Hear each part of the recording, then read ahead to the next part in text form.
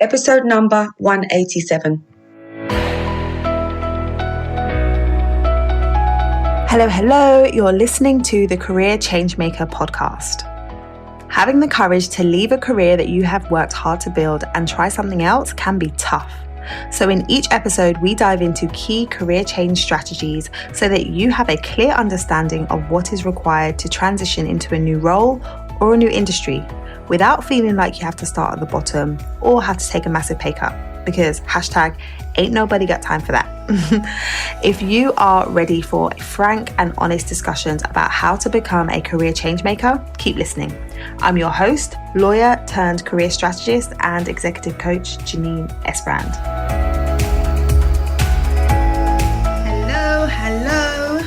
I'm jumping on to talk about the fact that you should stop waiting for the right time and instead create it, because I was speaking to a client a few days ago and something came up that I thought was really useful to share with you if you are somebody who is at the stage where you've been contemplating making a career change, you've been thinking about it for some time, but you haven't taken any action because you're unsure what the next move needs to be, or you're not quite sure how you can make the transition. And that's really got you feeling stuck where you are and not sure what the next step needs to be. So when I was talking to my client this week, she was sharing with me that some things have happened in her current role at her current company that is leading her to feel like the move that she's been thinking about has now become urgent. So we started working together a few months ago.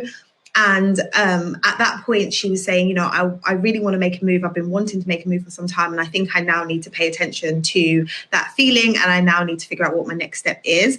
Different things have transpired over the last few months, and she's got to the stage now where she's like, no, I really have to go. There are some things that have happened and it's time. But what she mentioned, and what I really want to emphasize today, is she said she's so happy that she started this journey a few months ago, because now she feels like she has the foundation to figure out what the next move needs to be. And she doesn't want to just jump from this role into any role. She wants to move into the right role.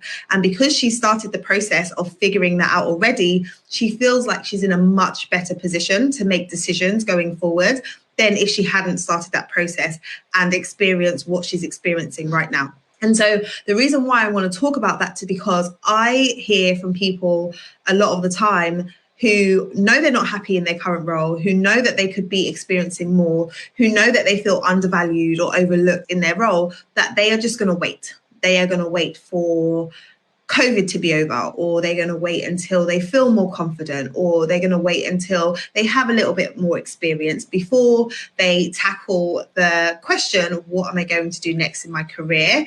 And I think that approach and that perspective is not serving you fully, because when people say, I'm just going to wait, it's almost like they just park the idea and say, I know I want to make a move. I know I'm going to make a move, but I'll deal with that later. But the problem with that is, I will deal with that later, is have you really thought about what is going to be required in order for you to make the transition that you want to make? Because right now, you're probably at the stage where you feel a bit uncomfortable. But if you're not yet at the place where you're like, okay, I have to go, you're tolerating your current position. You're tolerating it, knowing that you don't want to be there, you're tolerating it. But if things aren't bad enough for you to say, okay, I absolutely need to go now, you're in the position where you can show up, you can do what you need to do on a day-to-day basis. You feel unsatisfied, but that's how you feel. But when you're saying, I'm just going to wait until later, what is going to be the catalyst for you to actually pay attention to what is required to make the transition? The likelihood is, if you've been in the role for a long time and you're not taking any action around feeling dissatisfied, you haven't done anything to make a move, something probably quite big is going to have to happen in order for you to actually step into it, right? So it's either going to be maybe redundancy is on the cards, or furlough, or restructure, or something big is going to happen that's going to cause you to say, oh, now I really need to get my act together. Now I really need to figure out what my next move is. But the problem, if you're waiting until then to figure out what that next move looks like, is that when you're in a state of oh, I really need to figure this out right now. There is a sense of urgency that means that you're not going to have the headspace to really think about what is the best move, but rather you're just going to think, okay, I just need to jump into something new. So what will happen is you'll end up looking for a role that's probably very similar to what you're doing already. You're going to move into something that's that feels easy for you to transition into. That feels easy for you to transition into because you've just got to find something. So if you're in a place where it's like, okay, I need to do something now because I'm experiencing potential loss of my current role, then the decision that you make is going to be different than the type of decision that you make from a place of I have options. And here's why. Like, if you've heard of the Maslow's hierarchy of needs, there are different needs that need to be met for us as humans, right? And on the very basic level, there are our physiological needs. So our need for water, for food, for security, that's at the base level. So when you don't have those things, when you don't have those basic things ticked, it's really hard for you to consider anything else. So when you look at the pyramid, when you look at the hierarchy, right at the top of the hierarchy is self-actualization. And that's where you're looking at becoming the best version of yourself. But you can't even think about, contemplate, consider, pay attention to becoming the best version of yourself when your basic needs are not met. And there's various categories before you get up to the top of the pyramid. So you should go and check it out if you haven't seen it before. But if you're in a place of, I need to make sure that I am secure, I need to make sure that I have income so that I'm able to buy food and able to maintain my shelter. If you're in that place, it's really hard for you to think about, well, what would I want to do in an ideal world? Or what would I really want my career to look like? Because you go into that mode where it's like, okay, I just need to secure the basic, right? So if you're in a position where you're in a role right now and you know that you're not happy, why wait until there is a circumstance where you have to figure out the next move and you're not going to have the headspace to really think through what do I actually want to do? So what I'm saying is, instead of saying I'm going to wait until later, really ask yourself, what am I waiting for? And does it make more sense for me to pay attention to this now rather than putting it off till later? Another one of my clients that I worked with last year, when we first started working together, she had just been furloughed and she didn't really know what was going to happen in terms of her firm and whether she was going to go back, but she knew that she didn't really want to go back. So she had two options. She could either wait it out, see what happened after furlough and see what happened when she went back to her firm and then figure it out later. Or she could take the opportunity and the time that she had available to really map out what her next move would be.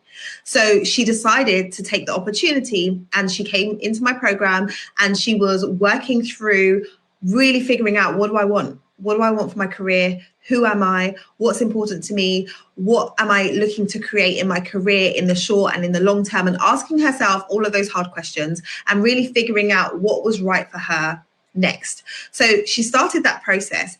And as we were going through that process, halfway through, she was made redundant. She took voluntary redundancy.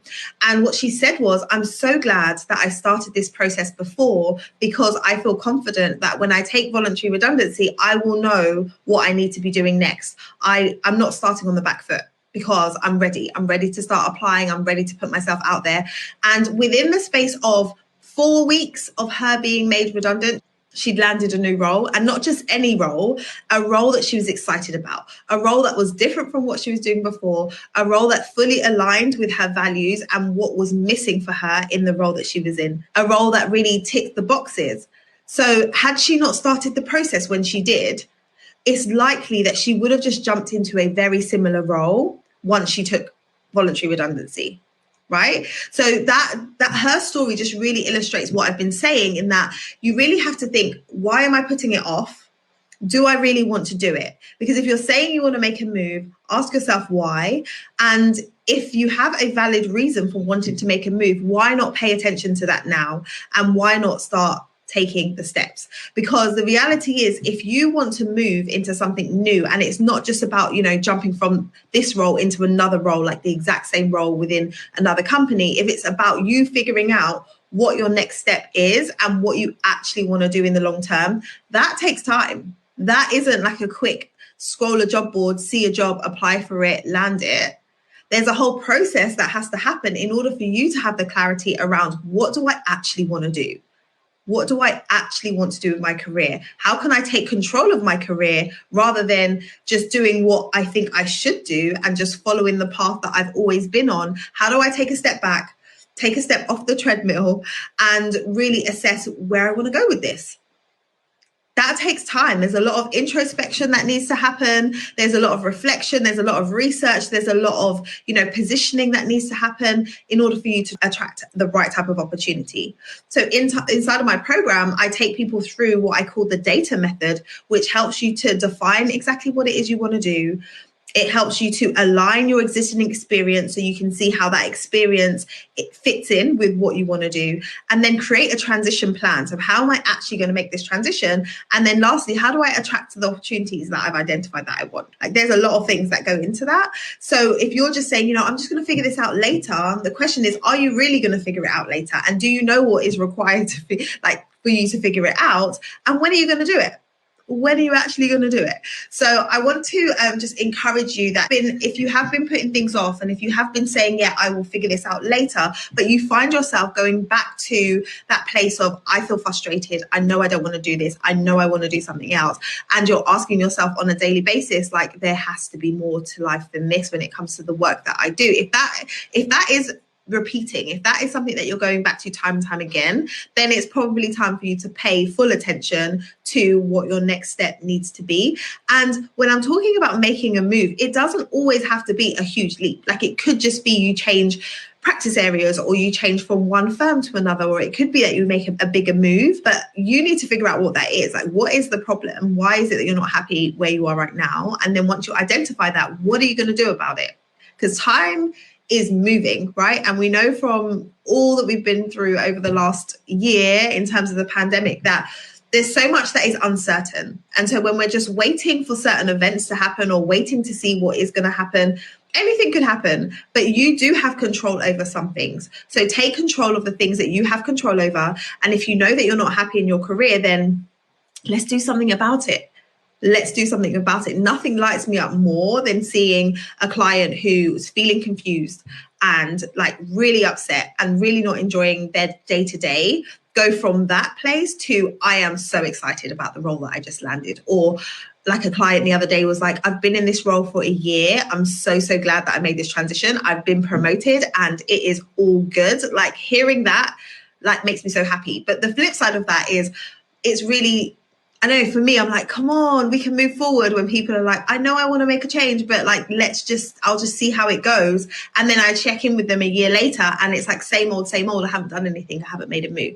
So if you have been procrastinating, here's your call from me to take some action.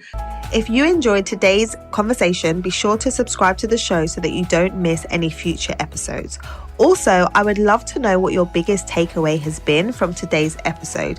Come over and join us in our Career Changemakers community over on LinkedIn so that you can join the conversation there.